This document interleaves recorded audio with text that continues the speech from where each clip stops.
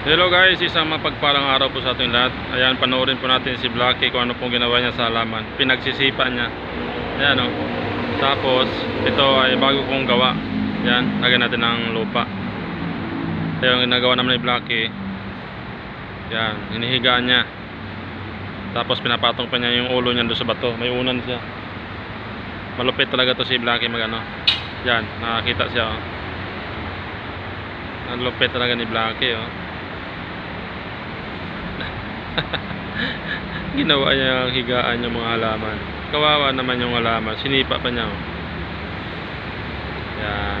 Ito pa yung bago. Silipin natin yung ulo ni Blacky. Nakatago. Yan.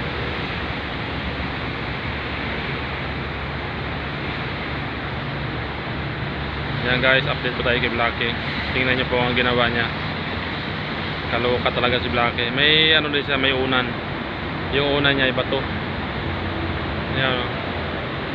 Yung unan niya ay bato. Ayan. Ang laki ng tiyan ni Blacky. Hindi kaya buntis to si Blacky. Paano mabuntis to? Wala naman to nakakapasok na ibang aso dito sa loob.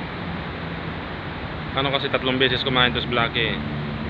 Ayan guys, sana hindi po kayo magsawa sa pagsuporta dito kay Blacky. Pa-like and share po. Paki-subscribe na rin po sa mga bagong nating mga viewers.